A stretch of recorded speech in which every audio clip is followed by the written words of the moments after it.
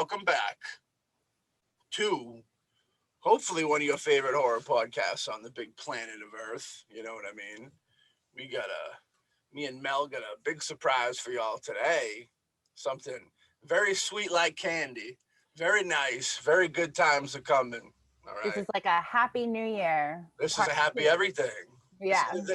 This makes up for 2020. I would speculate to say, for me it does at least. Me too. I can deal with 2020 with this, So without any further ado, we'll bring in our guest for this episode, the great and wonderful Richard Stanley.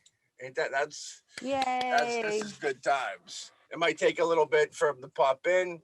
Just click the button. Superstar status of button clicking. I'm an expert in the clicking of buttons. Went to school for it and everything. There he is. Oh, hey. Richard, how are you doing? Yeah, very good, sir. A pleasure to be here. Oh, pleasure to have you. Yeah, it's a definite honor. For sure.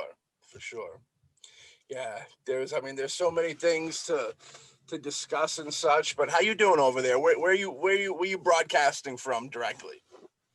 Well, I'm in the foothills of the French Pyrenees. In fact, I'm currently dead center in the middle of the Wren pentagram, something called the Devil's Pentagram. Very good spot to be riding out the apocalypse. We're thoroughly equipped and have good access to clean water. So happy with all that. Yeah, I dig it. Yeah, if you've got to be stuck anywhere for an apocalypse near a good source of water, it's a good place to start. Yeah, I think, and we're in reasonable striking distance of the ocean. Land is fertile. We're practicing our archery. Not really enough game left in land. Most of it's been hunted out, but I'd say we have a reasonable chance. Yeah. You're going to become very great at gardening. Yeah, time kind of slows down. All that's not so bad, and it's been an excellent time for organizing thoughts and coming up with ideas for post-apocalyptic movies. Yeah, we're gonna be seeing a whole lot of them soon. That's for sure. Yeah, I wonder how long the dealing with the COVID deal. I wonder, I feel like we're gonna have a little slump in films, receiving them as an audience. You know what I mean? I assume because everybody's kind of held up, even with the mask situation and stuff. It's still tricky to get a big production going and stuff.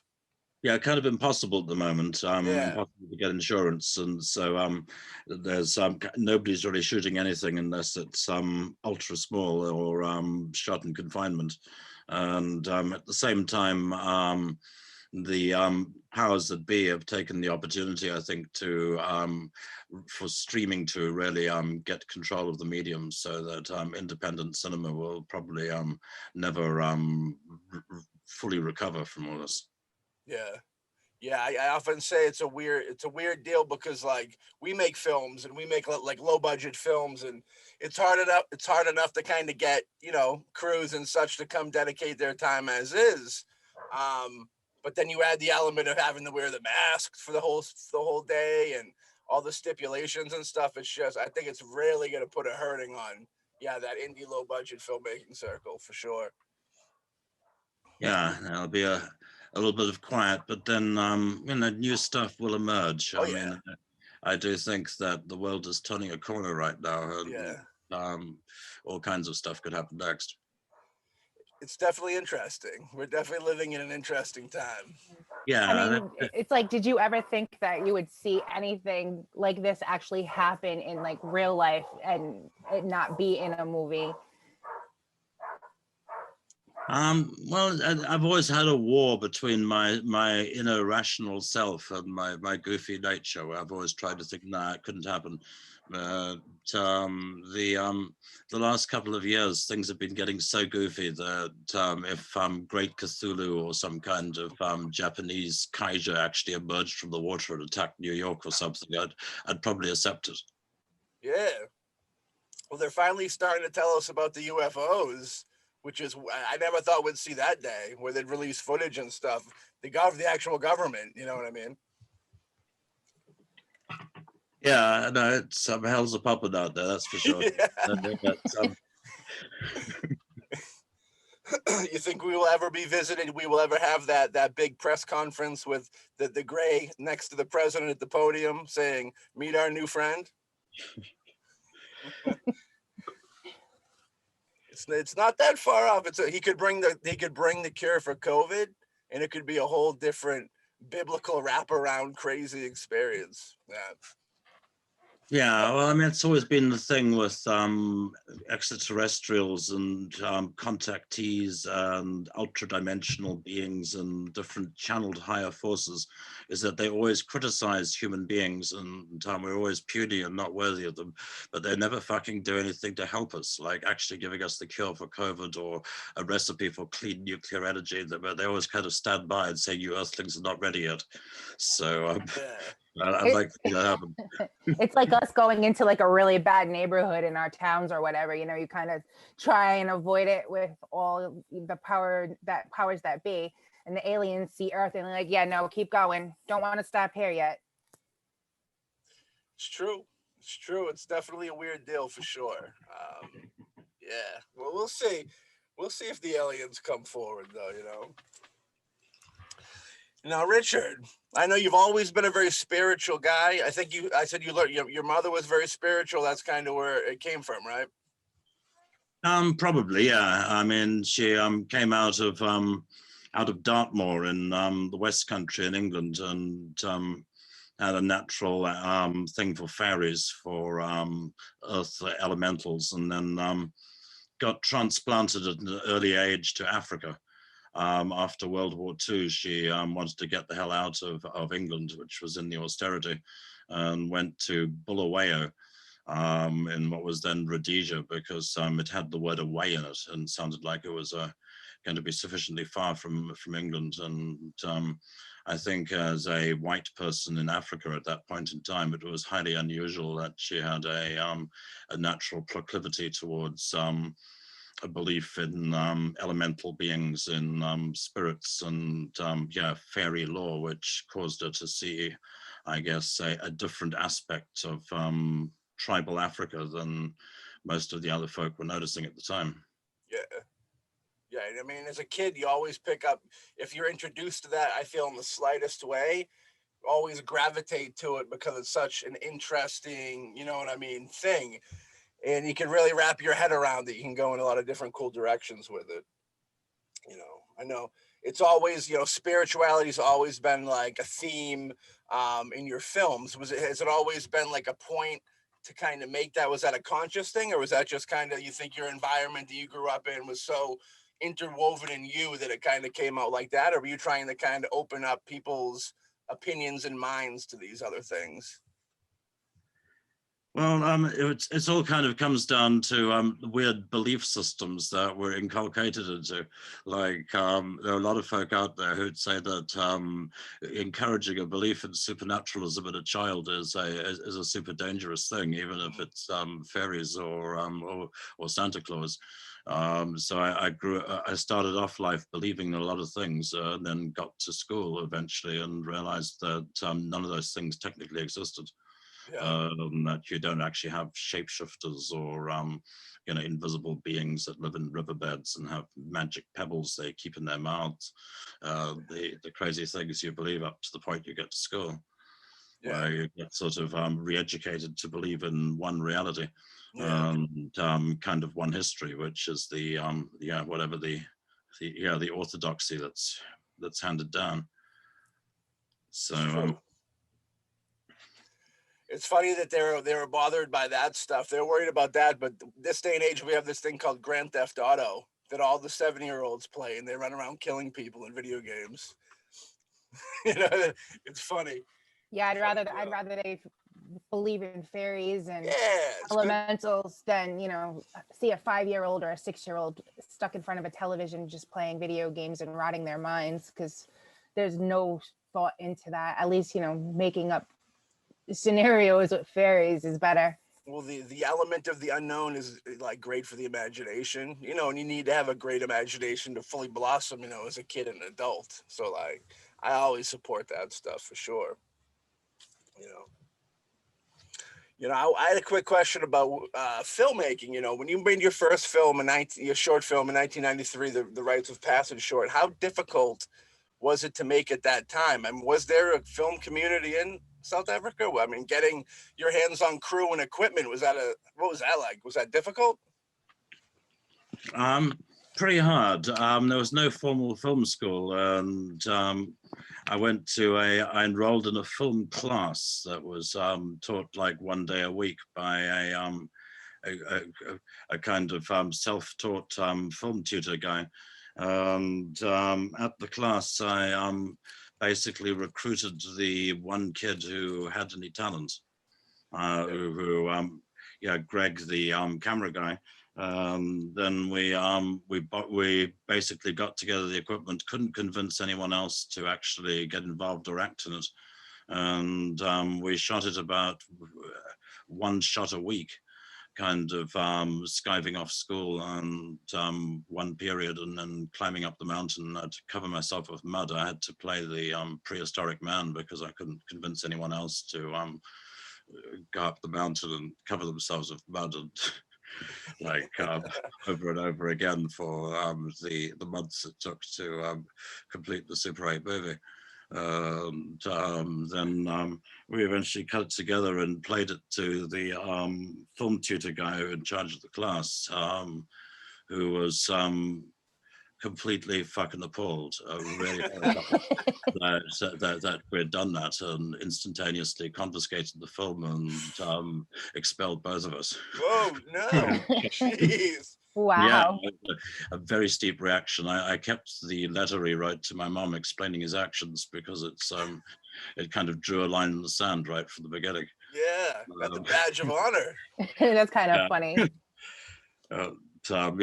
Rites of Passage. Yeah. Rites of Passage can be seen on the Hardware Blu-ray for anybody out there that hasn't seen it, that wants to see it. Severin released it a couple years back. Great Blu-ray. Looks beautiful. Hardware, 30 years last year. Woo! What do you think? Yeah, getting old. Flies, huh? Time flies when you're having fun? Yeah, it surely does. It's been some considerable rough road down there. Yeah. It's yeah, Hardware is a great, man. I love Hardware. Where'd the concept of like the American flag over the robot face come from? It kind of evolved organically, weirdly. It came out of in the screenplay. I wanted to paint night and day on the droid's face. Yeah. And then when we started doing a practice run, and the night and day got more stylized, and it turned into like a starry night sky with a crescent moon that went round onto the thing's ear. Yeah. And then the day side started turning into a rising sun, and we went, oh fuck, and realized that it turned into the flag. But it came about pretty organically when we were doing a practice run on the head. Yeah. It's a great look. That should be tattooed on everybody's back. That's how great that thing looks. It's beautiful. Was it, coming out of the shorts, did it get easier? Did you see any kind of leap in support when you went from the shorts to Hardware? Yeah, I mean, it was a long, strange journey after Rites of Passage. The very next thing we did was we did a long science fiction short, Super 8, because we thought, okay, we're done with cavemen, we need to go into the future. Did a long Super 8 movie that eventually became the basis for Hardware. And because I'd grown up in apartheid era South Africa, there was this long curlicue where I got drafted into the South African army, had to desert the army, escape the country, go to England, then managed to get music video work, shot a lot of music videos, and then eventually got Hardware off the back of the videos and the crazy screenplay from the Super 8 movie that kept getting revised and updated. Yeah. What did you think of the music video world? I'd done some music videos in my day, and it's a weird thing. People always think that the musicians make the music video for some reason. That's the vibe I always got. It was a difficult process. Yeah, but they kind of do, because at the same time, if the song's no damn good to begin with, or the musicians haven't got it, no matter how much money you throw at it, and no matter how brilliant the video is, it's still going to be shit. If the guy you're filming genuinely has it, it doesn't matter how badly shot it is, it's still going to be brilliant. So it's that's true. That's a good point. It is a good point.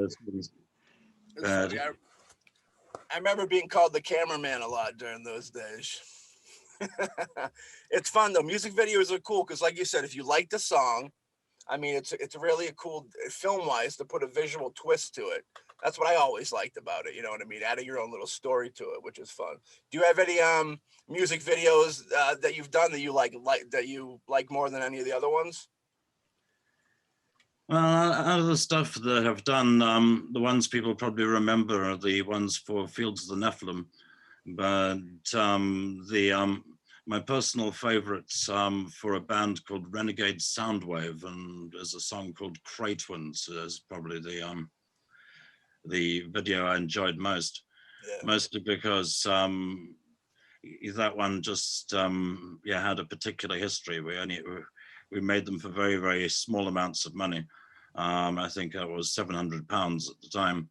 The band were having a dispute with the record company, so kept refusing to show up at the job, and we were desperate to get the gig done so we could pay for the camera equipment. So we ended up just shooting whatever happened to be around at the time, and then kind of desperately scratch edited it to the music, and I think it retains a sense of fear and sweaty desperation and some essence of that period.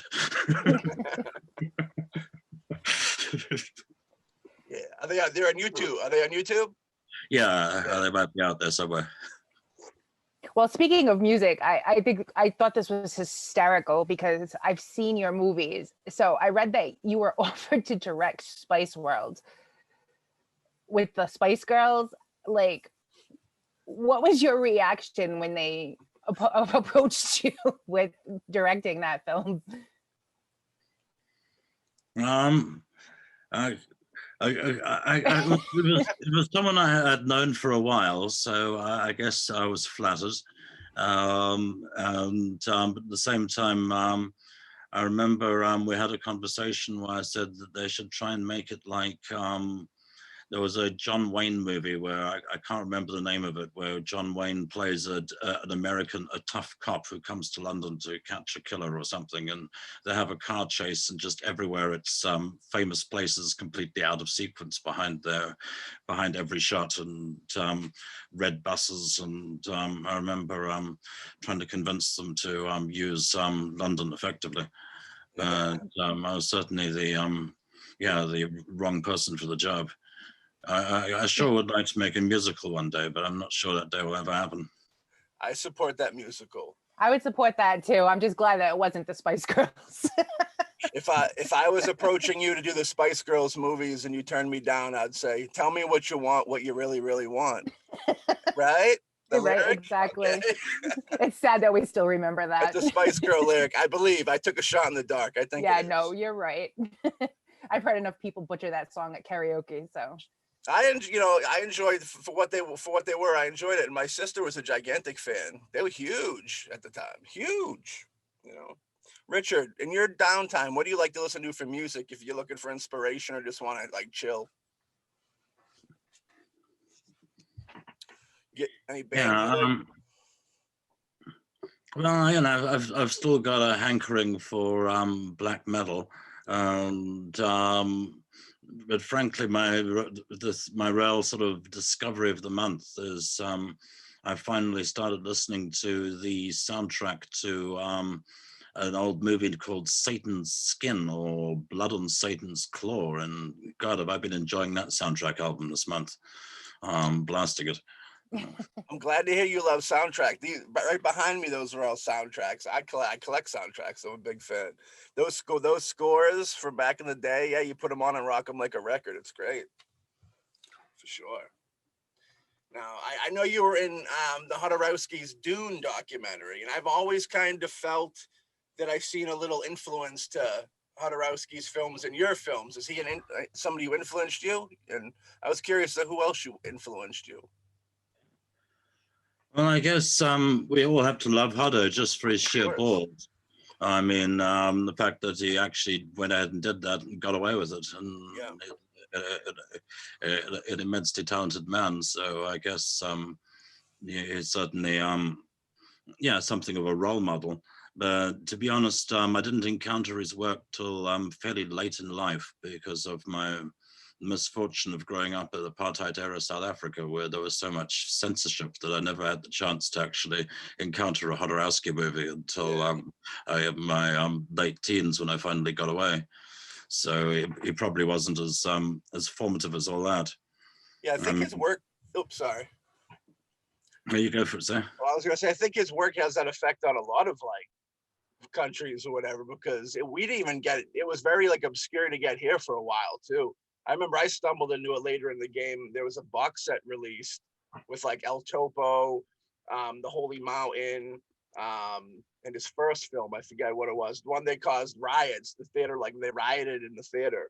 And I seen them and I was like blown away. Then I seen Santa Sangre and I was like floored. I love that movie. It's beautiful. I actually got the word there was an actor, Sabrina Dennison, who plays Alma in the film, was in like the last short film we did, and she's a sweetheart.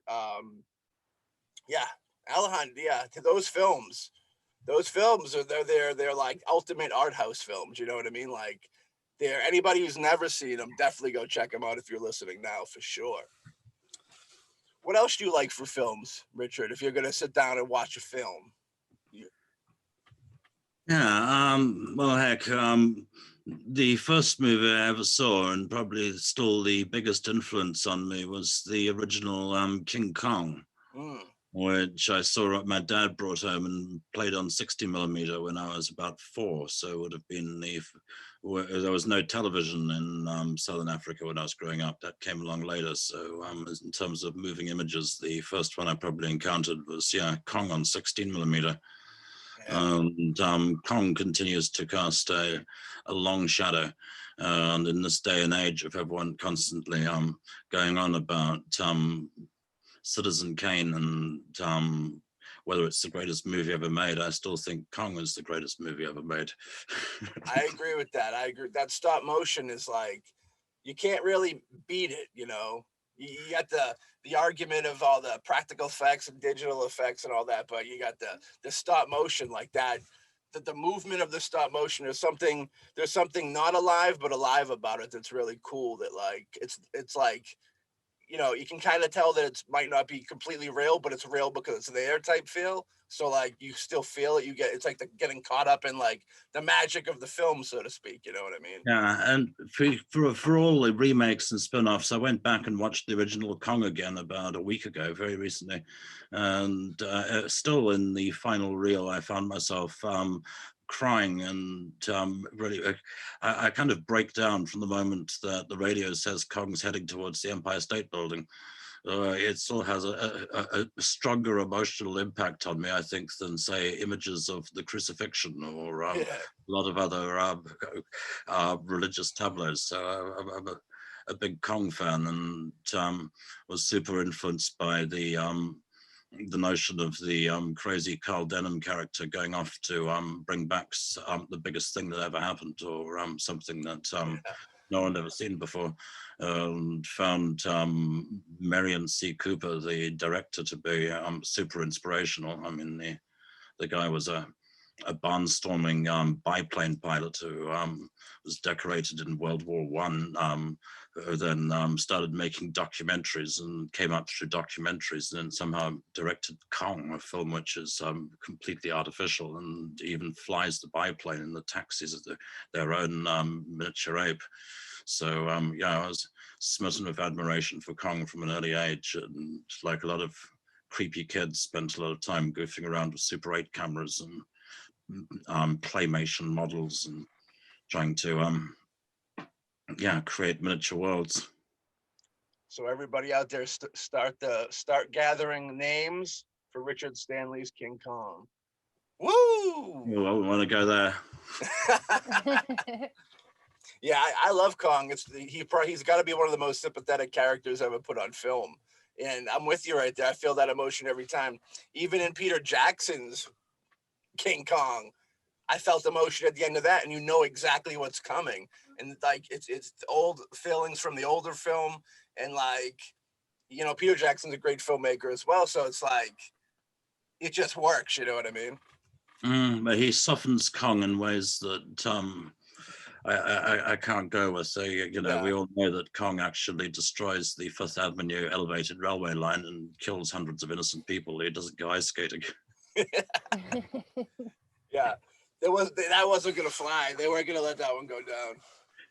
But it's Kong, classic. That stop motion. Yeah, beautiful. I wish there was more of it. I wish there was more to be seen. You see a lot of it more with the animated stuff now, like that Tim Burton like Nightmare Before Christmassy stuff, and you know when they're going for that vibe, you see it a lot. You know, you see here. You know, then we got Hardware turns 30 years old, and you know, Severin. Anybody out there go get that on the Severin film? Now let's talk about Dust Devil for a moment, if we could. Great film. I love it. Now it had some issues with the cutting, right? The producers got involved when they shouldn't have.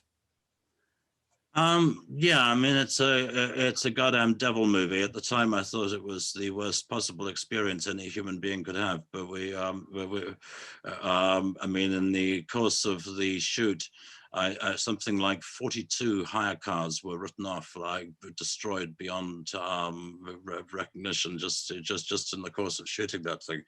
The parent company went bankrupt. Miramax obtained a cutting copy of the film because Miramax under Harvey Weinstein had money in the film to basically recoup their costs, cut a version of Dust Devil out of the cutting copy, which thanks to Miramax ended up in distribution in the US. So that the version of Dust Devil streamed in most places is unfortunately the Harvey Weinstein cut, which differs very substantially from the full cut. Yeah. In creepy, incriminating ways as well. One of the major differences is that most of the people of color are cut from the Miramax edition, and including a lot of material from Zakes Mackay and John Matshikiza. So I'm always pushing for folk to go the extra mile and try and find the full length version, which is distributed in the UK and Europe and most of the rest of the world. So it is out there. It is out there roaming. It's out there roaming. Yeah, there was a US release of it too, and from Subversive Cinema a bunch of years ago, but that's mostly been deleted or has become quite rare at the moment. I know it's on Amazon. Amazon, you could buy it on Amazon. I don't know if it's the appropriate cut, but I know you can buy it on Amazon. Yeah, that's the tricky thing. Yeah, the Dust Devil being a goddamn devil movie has a rogue Harvey Weinstein evil Miramax cut that we've been fighting for decades now. Harvey Weinstein finding something wrong with the film after what he's been through. Jeez. Harvey's a Dust Devil. I think he's jumping around. He's switching bodies. He's a skinwalker. I mean, before Harvey was notorious for what he's notorious for now, he was notorious for being a hack, of going in there and like destroying people's films. You know what I mean? Yeah, he hated Dust Devil, that's for sure. He was super down on that one. Because they had their hand in Hardware at some point, right? Maybe in distribution. Yeah, they definitely had their hand in Hardware. And in fact, we're quite bullish about it, and even shot additional scenes for Hardware, which were so inappropriate that they failed to cut into the movie in any way at all and were eventually abandoned. Somewhere out there are some Harvey Weinstein shot additional scenes for Hardware, which were not included in the movie. So yeah, they were right there, and Hardware made a pretty penny for him. It did good business for him.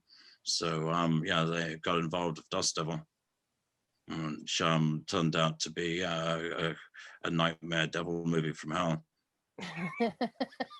Not the way it was intended to be, though, and not that way it was intended. Yeah. Yeah, it's always been bad luck, that one. Yeah. And we always got to go the extra mile to actually try and find a working copy or one that consistently cuts together. Yeah, it's a great movie if you can get out there. You know, I don't know if you want to promote the cut, the unofficial cut, but hopefully we can get like Shout Factory or somebody could do a nice official US cut. That'd be cool. But yeah, great film. The imagery in it is like insane. So, you know, that scene where, you know, I don't know if I want to spoil. I mean, some people have seen it. You know what I mean? But like they're like the first kill, we'll say.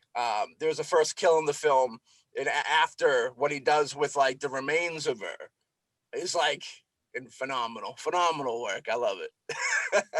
And it's just great imagery. You know what I mean? It's right up there. I'd have to equate it to like Clive Barker in a way, because like you guys, the imagery in you guys' movies is like it nails home creepiness. Like the factor that you're going for is like hit, where you'll see other films where like, oh, they're trying to go like a little edgy, you're trying a little dark, but they don't quite make it. But like the imagery in Dust Devil, you know, there's things, you know, written on the walls, and there's a part where it's burning. There's a part where I remember distinctively a part where there's a fire going, and like the way that this bloody face reflects through like a mirror type deal with the fire behind it. It just looks like the devil's in the room. It's crazy. Yeah. I'm so pleased. Yeah, it's a real goddamn devil movie. It was 1,000 miles of rough road. I mean, it came out of the desire to try to create the simplest movie we could possibly make as teenagers. Yeah. And I thought, could we make a movie which was like a girl in the car picks up a guy who's hitchhiking and he turns out to be the devil. It kind of ran from there. We tried shooting it on 16mm, and it was the last thing I tried to shoot before escaping South Africa. The 16mm version ran hellishly awry already. Then we came back with money from Weinstein's and shot the thing again in the Namib Desert. The whole thing's in the Great Namib, which is one of the I guess most anti-human places in the world. Yikes. And it's like an 8 million year old desert. A lot of other deserts were forests once, but the Namib's just been a desert forever. I'm truly cursed by the gods. Yeah. Do you think, like, when making a movie like a Dust Devil movie where you're dealing with very dark subjects, do you think that opens the film up to, like, you know, maybe, you know, a clearer route to, like, you know, a weird problem that comes up type deal? Well, we did suffer from a lot of creepy, tricksy devil movie coincidences. Which is just one of those things that happen, I guess, when you're tuning into those kind of crazy frequencies. Like the editing crew got freaked out because the edge numbering stuck and numbered like the first week's rush as 666 over and over again. And the second unit crew had some kind of UFO encounter while out in the desert filming time-lapse sky and star and sunset footage. Just different. They're ready to get priests to come on set to perform an exorcism type of deal. Better than that, we had some of the Namibian government come down on set. And accepted a bribe check to them, which was given to them by Robert Burke, the star of Dust Devil, dressed in his Dust Devil outfit. Officially handed them the Weinstein check. They officially accepted it. It was a little formal ceremony. It was right after. Took his picture after. Oh, that's hysterical, right? You should have snapped the picture. I had a quick question about the picture in Dust Devil. Is that in any way like a tribute to Texas Chainsaw Massacre with the picture before before taking them, so to speak? Or is that just kind of played off of? I know some cultures believe if you get your picture taken, that it can like capture your soul. Yeah, that's the one. Yeah. That's the one. Okay. Yeah, no, it's definitely capturing your soul with the Polaroids. Yeah.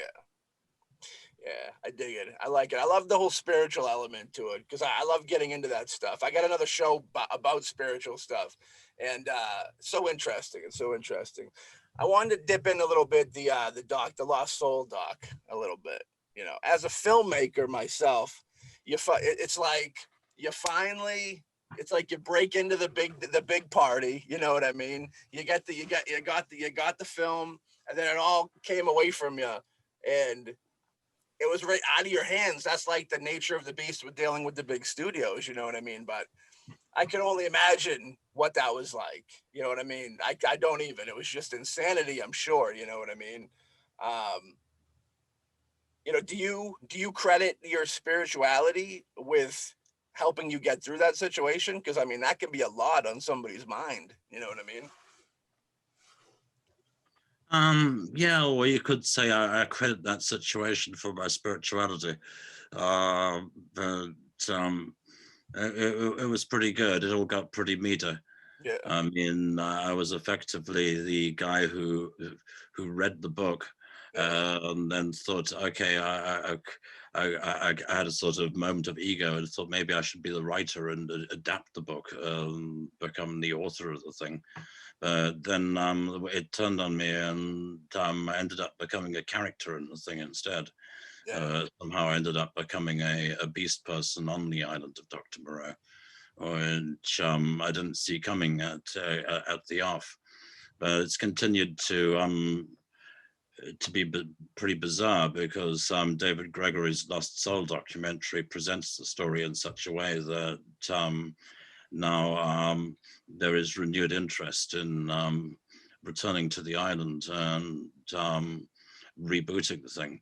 Moreover, it turns out that the original compound and Moreau's domain and for the 1995 version was so well built by the production designer Grace Walker from the Mad Max movies that the damn thing is still there, overgrown in the middle of the rainforest at Cape Tribulation, but the thing remains, and there is almost a cargo cult culture waiting for the day that Moreau returns. The island is officially rebooted, so to some extent the full destiny of the Moreau thing might not have played itself out yet. I'd love to see it. I'd love to see it. Yeah. It's one of those notorious projects, you know. I think a lot of people would love to see it. I know that you got to sit down with Marlon Brando, and the whole reason why he was interested in doing the film was because of you know what I mean, and wanting to work with you with that. It's funny because like that role turned into something that was notoriously like comedic, and they spoofed in Austin Powers with the mini-me character and all that.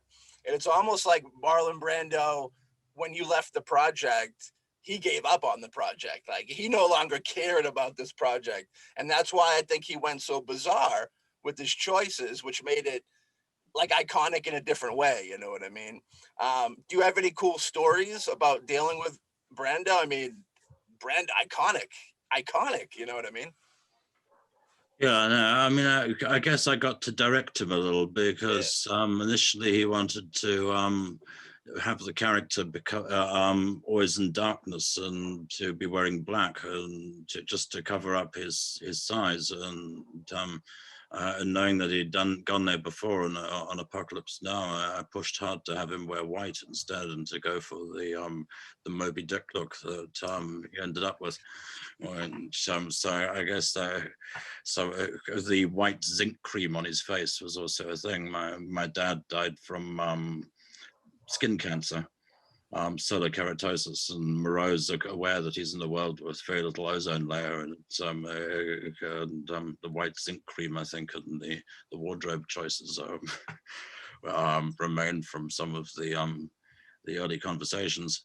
Yeah, I love that character. Like where it goes is crazy. You know what I mean? It's fun though, and you were on set. You stayed on set. You know, intertwining back into the mix and such, and got to see, you know, firsthand and secondhand, you know, the operation, which was cool. The brand, you know, the anybody who's never seen the doc, go check out the doc. It's a lot of fun. You know, there's the clashing between Val Kilmer and Brando is like great. Like, it's great. You know, forget about Tiger King. This should have been the biggest deal ever. You know what I mean? It's a lot. You Well, know, it did involve the shortest man on earth, and that's the thing. it did, and that is the key. That's the key purpose of that film. We're bringing him to the light. That's what we wanted Yeah, to do. Nelson De La Rosa. Yeah, and he had a career. He had a career before that, right? Yeah, Like, he was Rat Man. yeah. I remember he was trying to get the ladies on set. He was a ladies' man, I heard. Yeah, that's right. He's big swinging dick where he comes from, so all's well. The Brando, yeah, the Brando thing is crazy. The whole deal is fun, but you know, with that documentary came introduced you to kind of Elijah Wood and Spectrovision in like a new way, you know what I mean? Which would later create a partnership that would bring on Colorado Space. That's right. Yeah, I mean, in its full context, I don't think any of this would have happened had I not gone back onto Dr. Moreau and become a dog. I think that was an act so strange that somehow it brought the narrative around into this position where Color Out of Space got made. Now, in the documentary, I believe you said you were getting ready to board. You were going to leave to board the plane, and you just decided not to. Type deal. That's what happened. Actually, yeah, that's going back to last. So that's actually not what happened. Okay. And one of the funny things in the documentary is that the documentary is a pretty accurate account of what went down, but pretty much everyone's lying a little.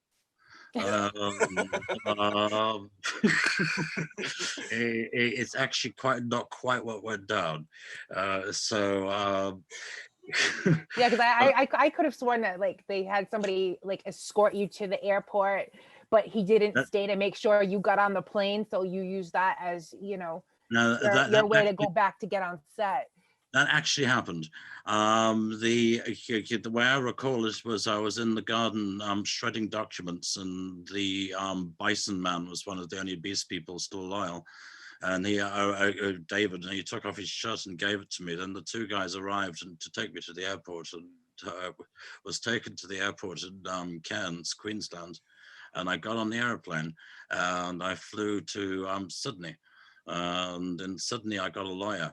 And tried to basically sue the company. In my absence, while things went bad on the island, a rumor spread that I had not got on the airplane, and that I was still somewhere on the island, or somewhere somewhere in the rainforest, which got reported all the way back to the water cooler chit chat in the offices in Los Angeles, and suddenly I was assumed to be like leading a tribe of Dayak headhunters or something out in the rainforest, and the whole production went onto high security alert, and they got really freaked out, thinking that the tribal people would turn on them. Yeah, that's kind of the vibe I was getting, that it was like they felt you were going to come back and like murder everybody and their families because of what was going on. They had an extreme paranoia attack, which I was completely unaware of, because I was in Sydney looking over my legal options. And then I flew back to Cairns about a week later, discovered when I landed that everyone thought I was like leading some kind of tribal insurrection against the production company.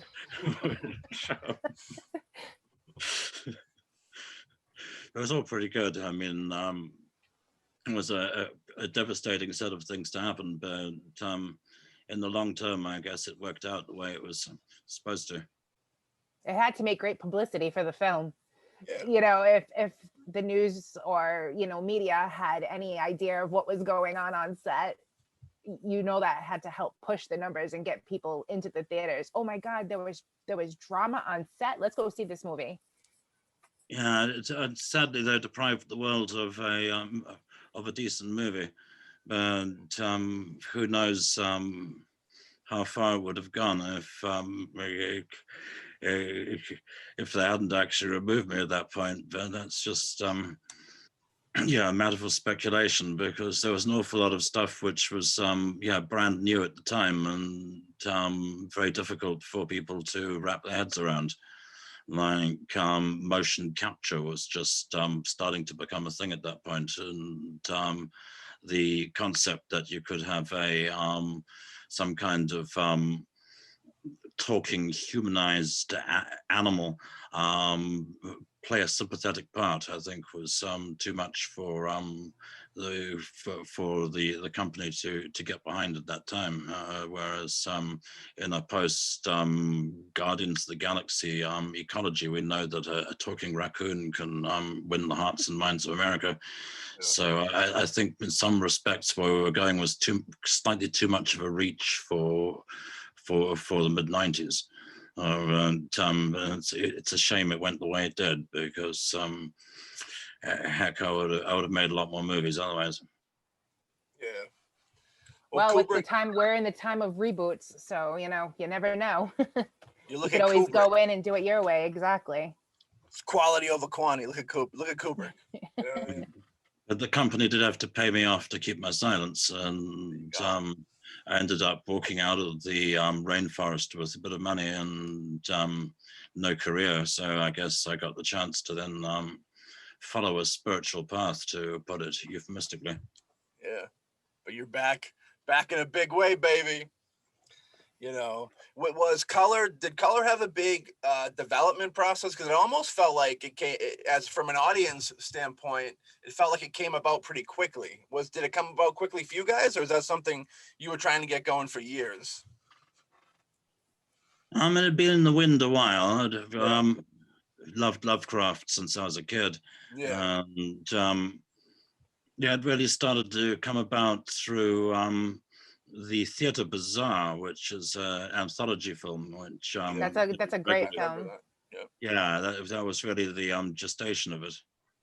And Theatre Bazaar, I thought, let's do a homage to Lovecraft and Clark Ashton Smith with the Mother of Toads.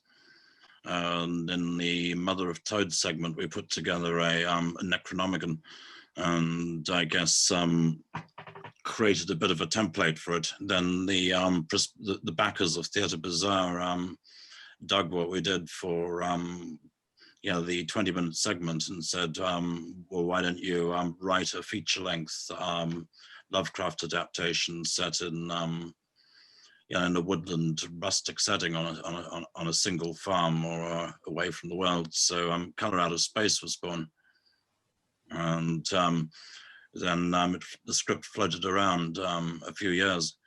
And to be honest, I'd almost lost optimism that the beast would ever come about.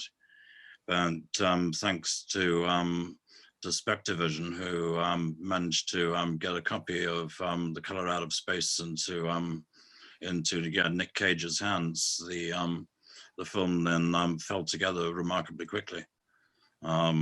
I got a phone call from Mr. Cage that came through to me at about 4 a.m. in Montsegur, in the remote village I was living in Cathar country at the time. And from that point, things rolled very fast. Nick had a very short window of availability, which was basically 4 weeks from the last week of January 2019.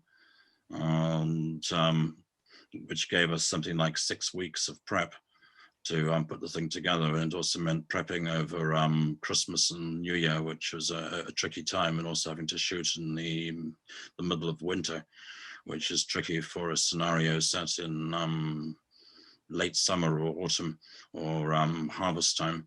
So it one of those funny things where, like a storm, it takes forever to actually come about, and then suddenly, pwang! Once it started moving, it went fast. Yeah. Yeah, Nicolas Cage, iconic. Nicolas Cage like a god in film right now. You know what I mean? What's it like to work with Nicolas Cage as a director and an actor relationship? Is he a collaborative actor? Or is he like to kind of take the notes and go do his own deal type thing? No, it was a pure joy. I have to say, after so many years away, it was just great working with someone of Nick's caliber. Yeah. He's really got it down. And he went through the script and pinpointed various areas where he could really bring something to it with the improvisation. 9 times out of 10, he really hit it out of the park on the first take, and usually we adjusted a bit to what he was doing, and then we got it on the second or the third take really quick, and just his sheer energy, I think, raised the stakes to the point where everyone raised their game, and I found we were shooting much quicker than I'd expected. We ended up pretty much a day ahead of schedule. Yeah.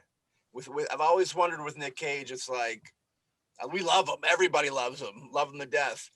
Like, there's a thing where the fans say going full cage. I don't know if you ever heard that term, going full cage, where like he go a little, I wouldn't say over the top, but he goes a little full cagey. And I was always wondering on set, there's certain situations like in this, there's the part where he's talking to the kids and he's like, I think it's like something about like, do me a favor and get the fuck out my face. Something like that. But he's like, gets real animated with it. Like when Nicholas. Yeah. That part with the outside door. By the farm. Yeah. I was always wondering on set, when he delivers a take that's, full cage, if you will, is there an applause after that take, after cut? Or is it just kind of like everybody's relaxed, just knows what just happened, but they're keeping it to themselves type deal? Well, I really hope that you guys get to see the deleted scenes at some point.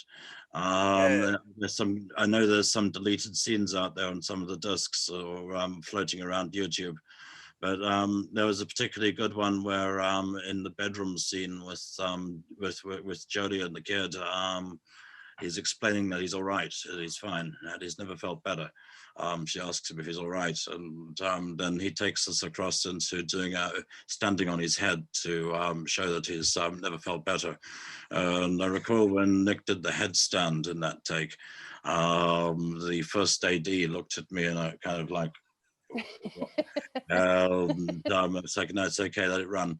It's going on doing a headstand and playing the scene upside down. Then I can hear kind of a vibration in the set, which is somebody moving in the video city where all the producers and folk are sitting watching the tape. Somebody gets up and a door slams, and you can feel a sense of alarm and panic running through the set. What's happening? Why is Nick on his head?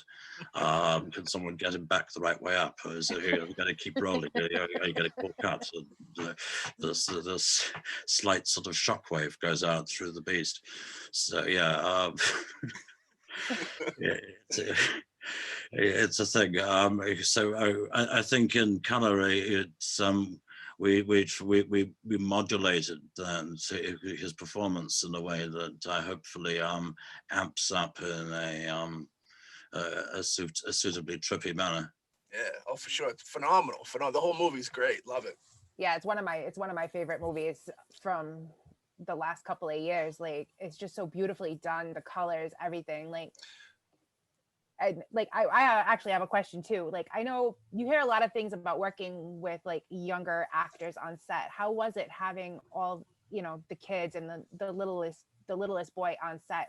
Was it hard to direct them and get them to be on cue and where you needed them to be when you needed them to be there?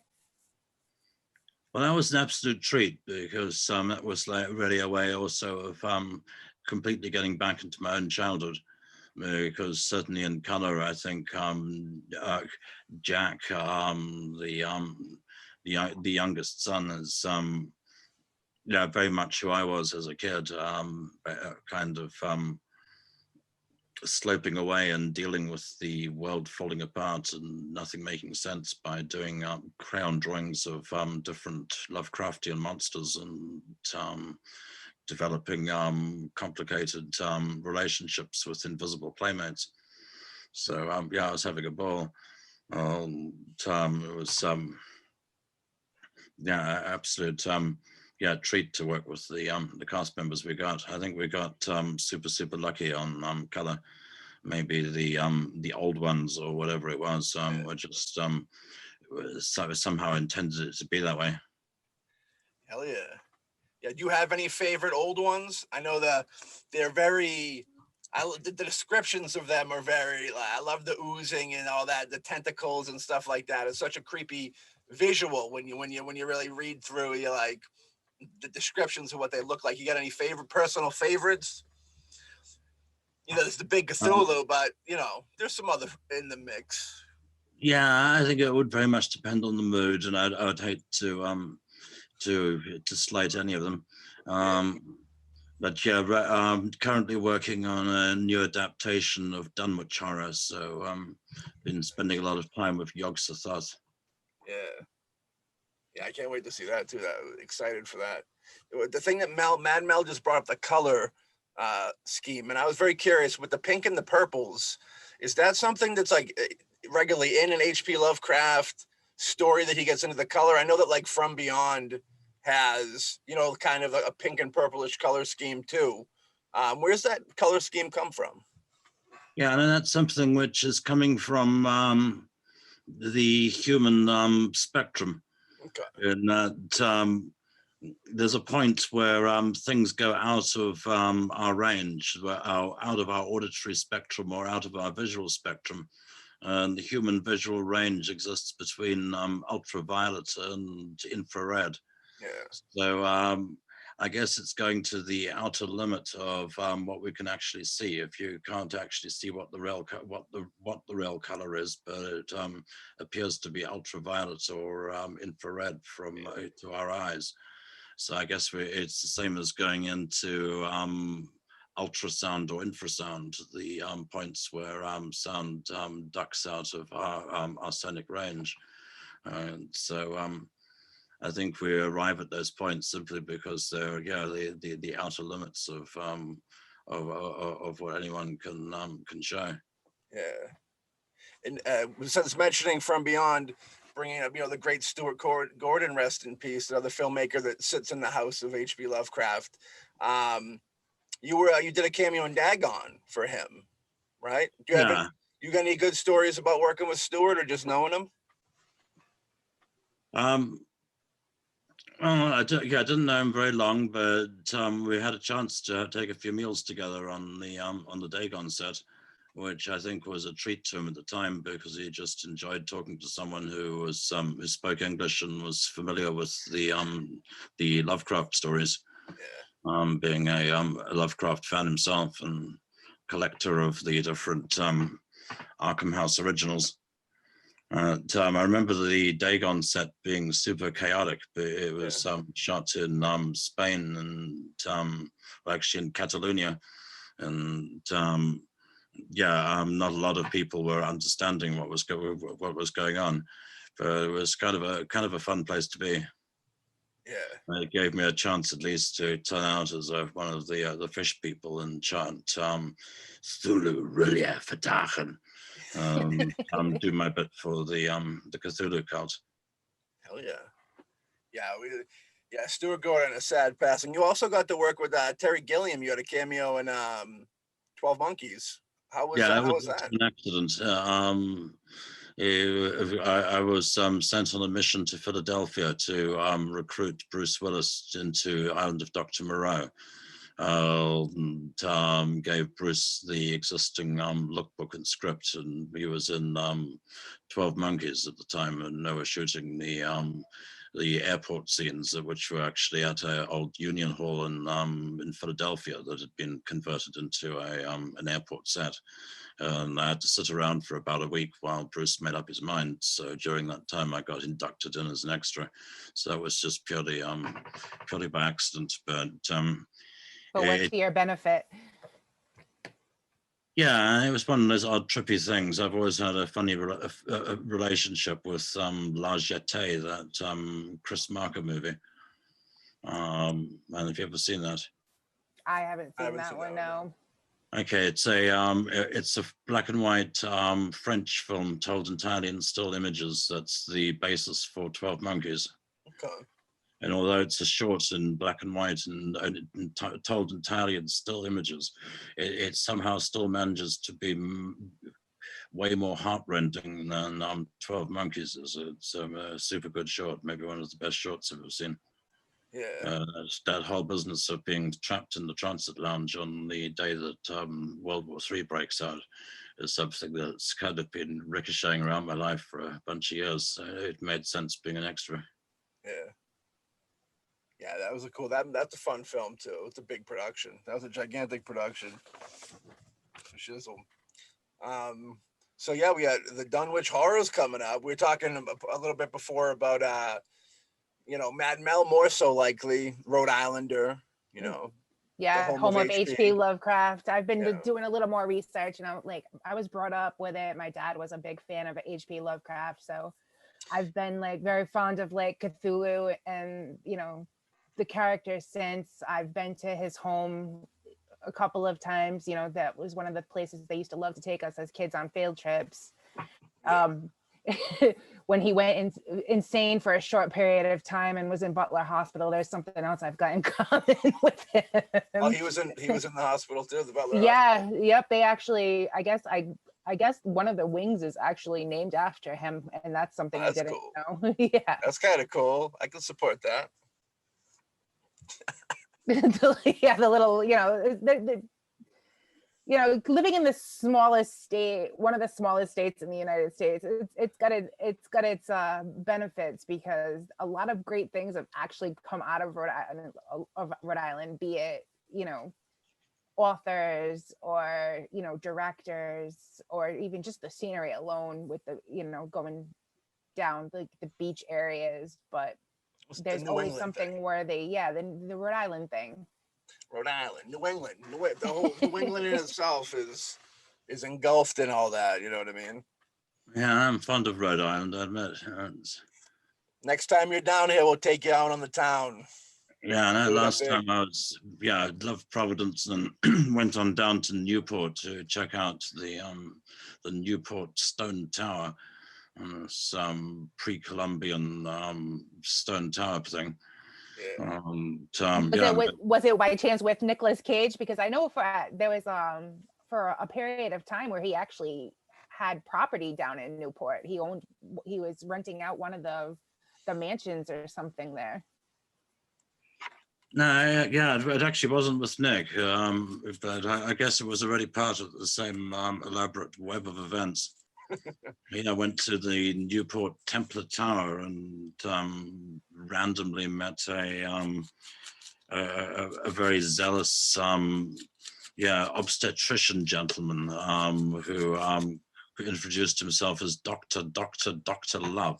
He was a doctor 3 times over, and he told me all about Rhode Island's proud history and how happy he was to be an obstetrician and to be delivering the new life of the Republic.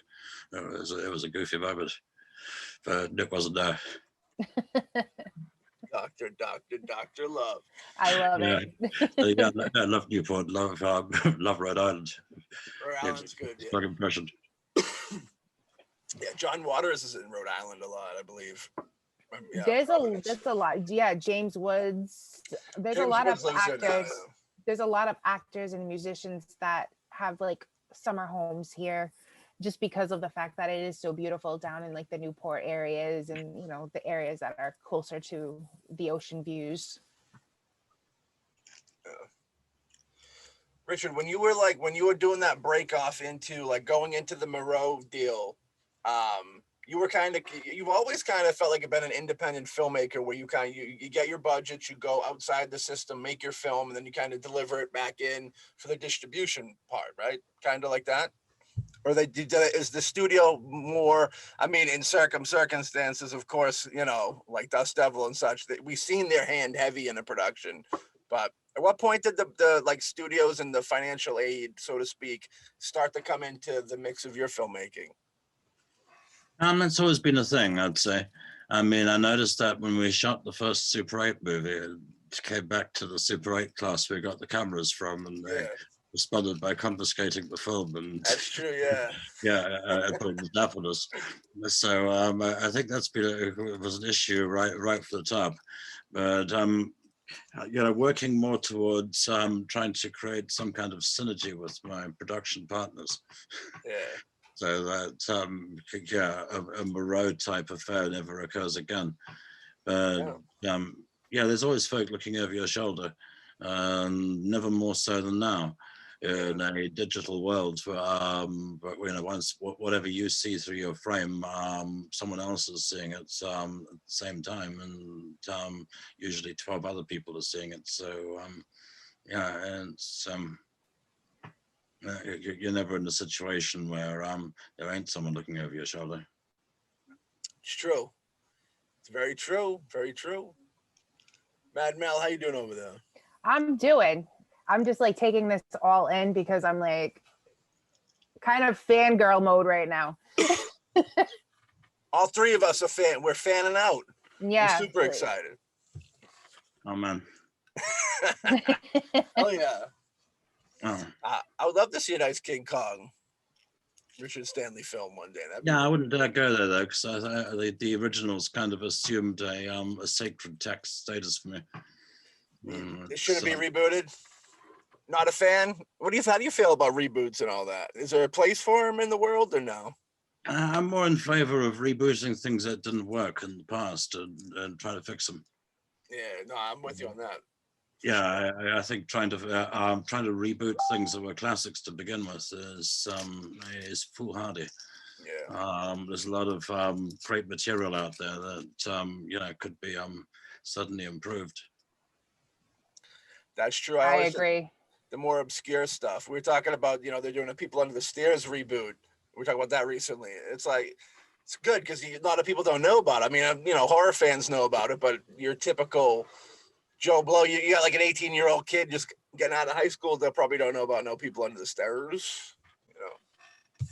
I mean, some of them think that the remake of Nightmare on Elm Street in 2010 is like who Freddy Krueger is because they've never really been exposed to the Robert Englund versions of it. So it's like they're getting brought up the wrong way. They're not understanding the classics.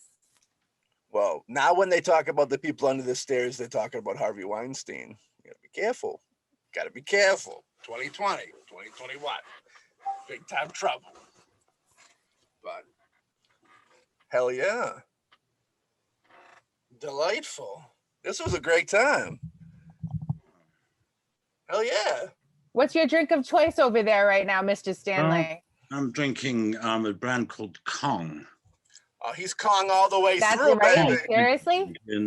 Seriously, it's I'm drinking. Is it an energy drink? Energy, yeah. A drink called Kong. It's on message. That's awesome. Yeah. I've often seen some hallucinogenic imagery in some Richard Stanley films. I've often wondered, does Richard ever dabble a little bit, maybe back in the day or not, in some like hallucinogenic? You ever do any hallucinogenic stuff? I know in the spiritual realm, the spiritual culture, there's a lot of that going on, opening up your third eye and stuff like that. And even over here in America, they're starting to give hallucinogenic stuff for like depression and medical reasons now. What's your take on all that stuff? Hallucinations. I'll try anything once. Yeah. Life is short and all. So I've tried to give pretty much most things a whirl, just to see what it was about. And certainly there's a lot of good to be had from some psychedelics. Yeah. Some I guess mescaline things probably would be pretty great antidepressants and make for a strong alternative to some of the things that have been out there. And generally I think most folks should probably try a major psychedelic at least once under the right circumstances just to give it a shot. I think one's a lot more attuned to natural energies, and would always strongly advise doing these things around around I'd say nature, places which are as tranquil and as unspoiled as possible. Sounds like Labor Day weekend. My cousin had come across mushrooms, and where she lives out in Foster, which was on like 4.5 acres of land, and the vast majority of it is all like wooded area. So she's got like a nice little patio area built out in the woods, and everybody but me, because I was scared to try them. It's like taking shrooms and like everything. They were like, everything just becomes a lot more vivid. You can, like the stars were clearer. They looked closer, everybody was saying. And, you could like, actually, they were more in tune with the breeze blowing in the tree branches and whatnot. And I'm just sitting there going, wow, I wish I wasn't such a chicken shit. Well, there's a stigma about it. There's too many weird stories of people jumping off of rooftops and stuff after taking something, which I think is kind of old wives' tale stuff. Just make people afraid of doing stuff. But yeah. It's a thing. I mean, I could tell you that I actually do know one person whose son jumped out of a window while tripping on LSD. But at the same time, I definitely would have been killed under some circumstances had I not been tripping on LSD. There have been times in my life when I know a drug saved my life. Which interesting. There's kind of a time and a place for everything, I guess. Yeah, some people, I guess it's one of those things where I guess too, it depends. I've heard a lot. It depends on the set of mind that you're in while you're on them. If you're in a good place, it's a little easier to have a better experience with it than if you're in a depressive state or in like a mood where probably not the best time to decide to do like hallucinogen, because you have like bad trips or whatever. That's from what I've gathered from people. Well, you definitely want to be in a good vibe. Like if you're angry or depressed, you probably don't want to. Like with anything else, if you're in a bad mood, don't do it. Yeah. Yeah, very much. We're in a bad place. I mean, folks sneaking off to have their first psychedelic experience in like the back of a parking garage or some ridiculous place are naturally going to end up having a terrifying paranoid time. It's if you're kind of going to do something which is going to affect the perceptivity of your whole nervous system. So suddenly you're seeing things more vividly, hearing them more vividly, feeling them more vividly. It's going to open up a lot of different possibilities for the good or the bad. Yeah. For sure. Yeah. When you're in that garage and you're tripping out and you look over and the car looks like a face giving you the angry eye and you're scared. You're like, shit. Time and a place for sure. The time and the place is now. I'm all about it. Up a little tab. Woo! Party time. It just brings me back to that story with that Mick Strawn had told us about Anthony Perkins. Oh yeah. And he was tripping on acid while they were doing scenes from Psycho. Yeah, that was funny. Richard, you must be a fan of Anthony Perkins from Psycho, or familiar with him. It's impossible not to be. Yeah. We had somebody on that worked, Mick Strawn, who worked on Mick Garris's Psycho, the second one, I think, or the third one. And there was a story where they couldn't find Anthony Perkins, and like the guy went and found him just standing in a dark room looking at a wall. And he was like all messed up on acid. I love that story. That was funny. Yeah, that was like I love hearing these like only things that happen on set type stories, because it just gives a lot more meaning to the project that it's connected to. on Hardware, John Lynch, who plays Shades, the space jockey, the next door neighbor in Hardware, because I wanted him to be a character who made a living in deep space and who is used to working in zero G.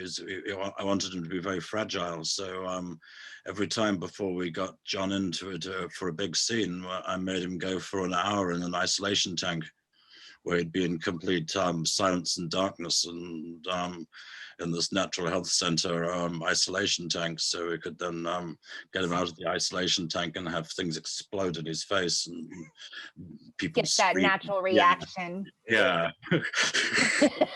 That's awesome. Full effect.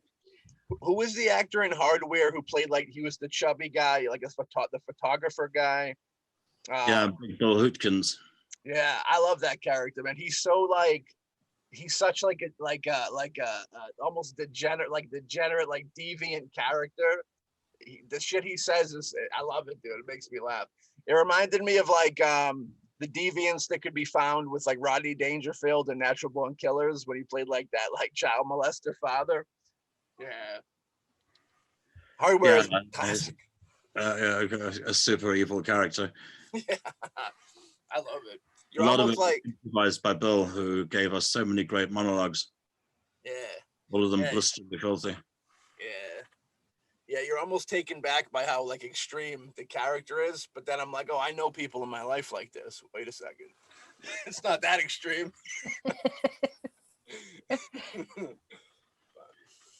Well, Richard, we had you for like an hour and a half almost. We are incredibly thankful for you for doing this. You know, this is a pleasure. Very appreciative. Yes. That's been fun, sir. How can people follow you on social media? Do you participate on social media? If so, where can they find you? I don't do a lot. I'm kind of on Facebook, but beyond that, I've been keeping a low profile mostly so I can concentrate on pretty much on the work, on getting us out another great movie, doing my thing to let the great old ones have their day. I think the great old ones are on Facebook. We'd love to have you back again sometime. You know, good luck. We're going to be looking forward to the new stuff for sure. It's great, and we're going to be promoting the older stuff. You know, keeping it going. I'll say. Yeah. You guys take care out there. Thank you. You as well. Stay safe. This was a great episode with Richard Stanley. Fantastic. The best guy in the world. Everybody needs to go support him in his films. Absolutely.